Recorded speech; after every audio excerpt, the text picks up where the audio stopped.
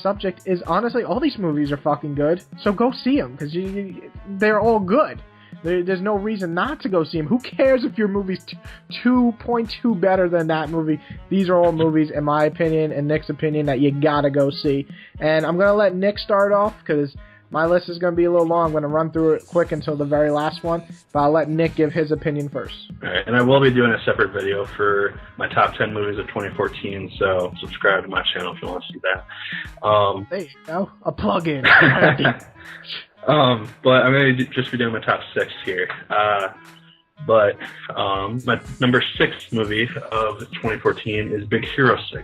That's a good. Yeah, this was one of my favorite movies of the year. Definitely one of the best animated films I've seen in a while. The ending had a little bit of issue for me, but I like the dark tone that this presented. I always like it when animated films have dark tones to them. Makes it a lot more realistic and fun. But yeah, Big Hero 6. If you haven't seen this, definitely go check it out because you will laugh. Made me sad too. Yeah, it's really sad. Beginning is really sad. Yes. Yeah. Number 5, Unbroken. I mentioned this earlier if you're seeing the other videos that we've done here. This was just a movie which I got really, really into. I really enjoyed. It was a great World War II biopic about a guy who just recently passed away, I think. And just a really, really engaging and gripping film about POW in a Japanese prison camp. Number 4, Edge of Tomorrow. This was another film which I talked about earlier. Tom Cruise and Emily Blunt both really do a good job. The story was really surprising. I didn't really know what I was going into when I saw this film, and I found myself really enjoying it by the end. It's just a very interesting film in general. Yeah, let me just add real fast, because I did really enjoy the film. Hated the ending. The ending to the book is 10 times better. Oh, there's a book. I didn't know there's. Yeah, it's based off a book, and the book is like really, really good ending if you're okay with the rest of the tone of the film, which is mostly depressing and kind of, we can't win. I love the ending to the book. It still gives hope, whereas the movie was just Hollywood, Tom Cruise has to live type shit. Yeah. Spoilers. Shit. Yeah, it's a spoilers. Nobody dies. So now my top 3. The Hobbit, Battle of Five Armies. I'm going to have to kill you. You know that, right? Well, I didn't really like the first 2 Hobbit movies that much. I thought they were kind of slow and not that enjoyable. And then I went to this one and I had the 3 main things that I really wanted from this franchise because I've read the book before, and I really liked the book. And so I had just the 3 main things: Smaug's attack on Lake Town, Thorin's madness that it descended into, and then the whole clusterfuck of a battle that happens at the end. I don't know, I just found this movie really enjoyable for me. And it was one of the better times I've had at the theaters. Did you not like the movie, James? I didn't see the new one. Okay. The first one, the most boring movie of my life. Second one, the stupidest movie I've ever seen in my life. So, man, those movies just killed it for me. But I'll watch the third one when it's free. When it's free. And then my number 2 is Dawn of the Planet of the Apes. Yes. This was a really, really good movie. It's a sequel to Rise of the Planet of the Apes. Same main cast and just a really great story. We get to see the actual Planet of the Apes kind of start, more or less. And damn it, I got to redo my list. I forgot about that. I love that movie. Yeah, this is just easily one of my favorite films of the year. I'm really excited for the third one, assuming that they will do one. And yeah, I'm just really excited to see where this franchise goes after this phenomenal film. But my number 1 of the year is Guardians of the Galaxy. Okay. Yeah, it's really good. This is definitely the film which I walked out of the theater just with a smile on my face, just because it was so fun. It had the Marvel effects, like the action and some darkness to it, and it just added in a ton of humor. Players Chris Pratt did a great job in the film. Groot and Rocket Raccoon were great, and I don't know, it was just something about this film which really stuck out for me, but it was definitely my favorite film of the year. Yeah, I think it was just really fun. Yeah. And that's something that you want when you go to the theater every once in a while. If you want a blockbuster, you want it to be fun. Yeah. And Guardians definitely delivered. All right, well, that's a good list. I do have a couple of the same. Okay. My top 6, I'm going to add my top 7 because I had to kick it out because I forgot Planet of the Apes. But my number 7 would be, and believe it or not, Godzilla. I do have problems with some of it, but if you went to see this movie on opening night with a bunch of nerds, I mean, the theater was packed with nerds, this is the greatest fucking movie for fans of the old Godzilla, because I grew up with every single Godzilla, seeing it on repeat my entire life, all 54 of them, or how many there are now, and man, the second, I mean, I went to go see it with my wife. She's never seen Godzilla ever, except the American 1998 or whatever version. She doesn't know Godzilla. That part when he roars, beautiful. The part when his tail lights up, my wife turns to me and she goes, "What is he doing?" This was one of the greatest moments of cinema history for me, because I turned to her, I said, "Just you wait." And it was so magnificent when you saw his first fire breath. I mean, the theater exploded in cheers and screams. And then the finisher was one of the greatest moments of all time. So, yeah, it had problems. It took a long time to get there. But, man, the result at the end was worth it. Yeah. So, Godzilla's my number 7, real fast. As that was probably the longest thing I'm going to talk. Number 6, 22 Jump Street. I want to laugh every once in a while. 22 Jump Street made me laugh the entire fucking time I was there. It wasn't always outright just laughing, but there wasn't a moment in that movie where I'm just like, okay, that wasn't funny. There were moments where I'm like, you know, just kind of laughing or whatever, and then there were moments I was dying. These two have chemistry like no other in comedy right now. And, I mean, Ice Cube, this is what I mean. The dude could be funny. Yeah. And given the right script and words, like, I didn't even really love him in 21 Jump Street, but here he shined, and Jonah Hill was great as usual, but Channing Tatum is easily one of the best things I've seen for a comedy. I mean, he's just he's on point. Yeah. That's it. He's just on point. So he's starting to kind of break out as an actor, too. Because he's in Foxcatcher, which I haven't seen yet, but I really want to. I haven't seen it, but I really want to. I saw it last night. Yeah, it's not in any theater near me, so I can't see it. Yeah, if you know the internet, I'm not going to say it here, but came out last night, DVD screener. Definitely worth watching. Okay. Interesting, dark, moody. I don't want to get too long into it, but that's just a movie that I think everybody has to watch, and it's not the perfect movie. It's very detached, and but it's representing these people that it's about, and they were very detached from humanity. It's very weird and kind of haunting in a lot of ways. Okay. So definitely worth watching. But yeah, Channing Tatum's just on a roll in my opinion. He's killing every role he's in, and I love it. I'm not going to talk long about this one, but Dawn of the Planet of the Apes, like you said, that's definitely my number 5. Okay. It's a movie that's smart. It has a message, and the action scenes, that tank scene, one of the best I've ever seen in my life. And man, Caesar, I mean, how fucking awesome is he when he talks? It's great. Just everything. And my wife doesn't even like to read subtitles. She had no problem with this movie. She loved every second of it. She didn't even see Rise. Was it Rise? Yeah. Yeah. She didn't see Rise, which I love. I thought this was better, but she didn't see it. She was sucked into this movie. When she came out, she cried. Oh, wow. That's how much she loved it. Damn, what a good movie. It's a very sad ending by the end of it. So. Yeah, I mean, you get this epic fucking fight, and that's what you expect in an action movie, but then you get this beautiful shot. Yeah. And it's just sad. It's sad because of the message it's telling you. Yeah. And, man, what a good movie. I can't believe I almost fucking forgot it. Thank you for reminding me. No problem. Number 4, like your number 1, Guardians. Yeah. Just fun. Yeah. It was just really, really freaking fun. Yeah. The cast, unbelievable chemistry. I mean, they just had fun together. You can tell this movie, these guys would probably hang out in real life just messing around. And the action scenes, off the wall, one of the best endings. I don't care what anybody says. That dance, oh my god. It's like, I couldn't stop laughing. I literally almost got out of my chair laughing. It's just everything about that movie was really great. Like you said, it had the Marvel feel, but the charm of kind of like a family. Yeah. It was basically everything good about Star Wars mixed with everything good about Marvel. And we got this movie that was kick-ass. So, Guardians, definitely my number 4.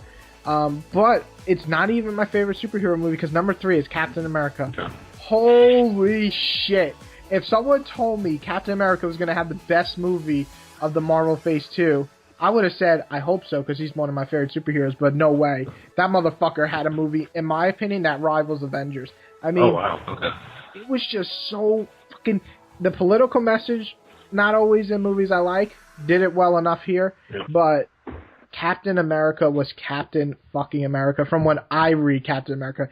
Dude busting through walls, knocking shit over, fighting Winter Soldier one-on-one with some of the best fight scenes in a Marvel movie. And the opening, when he takes out that ship, all like Metal Gear, I was like, okay, now we need a Metal Gear movie. Yeah. Man, it was just, it was just everything I wanted. That's one movie I really have nothing bad to say. Is everything amazing? No, but is anything really bad about that movie? I can't think of a single thing. I mean, maybe you can because it was on your top 6, but I just was, man, I was really proud. I was like, these brothers who are making this movie know what the fuck Captain America is. Yeah. So yeah, that's definitely my... as I mentioned before, most surprising, Nightcrawler. I don't know what it is about this movie. I know people can give legitimate faults of it, but this movie just keeps making me think about it. Like, I watched it like 2 months ago now, wherever it came out. I still think about it. I still think about that performance that I just did not expect from Jake Gyllenhaal. One of the best sociopathic performances I've seen on screen since, like, I don't know, well, Dexter's pretty good, Taxi Driver, like that. It was that good, and it was just the atmosphere was, and the music, and it was just, and it kind of tells you how the tabloid scene is. I didn't really know much about it. Yeah. And yeah, I'm not sure how much of it is based on fact in terms of like how they get those shots. Like, I don't know if that actually happens. I'm sure it has to be somewhat, because I put those fucking stupid tabloids out every Friday, and that's my job. And my God, there's some of the shots and shit. You're like, how did they get that without like nobody knowing? Right. And it's just, it probably is a lot of truth, which is scary. Yeah. It's really scary when you think about it. Especially when you have someone like Gyllenhaal's character who's willing to do whatever it takes to get a good shot and a good story. Exactly, and someone so manipulative, and the way he just twists everybody. I mean, it was just really fucking good. And the funny thing is, it doesn't have a good guy in it. Yeah. And you just don't see that in movies. It's just dark. I mean, his sidekick is kind of... No. Yeah, his sidekick's kind of like a dumb good guy. He's like Jesse Pinkman of the movie, who you kind of like, but you know it ain't going to end well. Yeah. Now, my best movie, and it's so funny because as far as like Captain America and Guardians, and even Dawn of the Planet of the Apes and 22 Jump Street, I'd probably say these movies I watch more than this one, and I'll watch them again, and they're more entertaining in some ways. But a movie to achieve something I've never seen in cinema is Boyhood. I don't know if you've seen this. I haven't. It wasn't around my theater when it was out, so I never got a chance to. Yeah, it wasn't around mine on the initial release, and like 2 months later, or a month later, I'm looking online, and it's a limited release in my theater for 2 weeks. And I was like, oh, Kelly, we gotta go see this. And it was me, Kelly, and like 3 other people in the theater, so obviously no one knew about this movie. And now it's considered Oscar bait and everything. To take a movie, to start filming a movie 12 years ago, and literally film this kid's life as he's growing up, and do it cinematic, not just a documentary, it was just something I just never seen. Like, I never felt connected to a character's growing up life so much, because this is the same kid. It's not another person playing him older or younger. It's the same kid when he's like an obnoxious little shit to kind of like that weird stage to kind of like the annoying teenager to kind of reaching the adulthood where you're trying to decide what you want to do in life in college. Yeah. And, people are like, well, what's the plot? The plot is life. I mean, it's the message that shit, time flies. And this is what happens. Life is so structured to happen when you're a kid. You see a lot of shit you probably shouldn't see as a kid. You get older, and then you have to decide what you want to do in life. It didn't need a plot, really. It just needed to show you this is kind of how someone could live a life, and this is probably how a lot of people out there in different ways live their life. So I think it just really got to me, because when I walked out of there, I was thinking about all my past, like growing up and going through, elementary and middle school and high school. Mm-hmm. I was just like, holy shit. I mean, it was just really well shot, really well acted. The kid was good, especially when he got older. Ethan Hawke was good in it. The mother who, what I liked is that she wasn't like this pretty Hollywood actress. She was just a regular-looking mom who's struggling in life.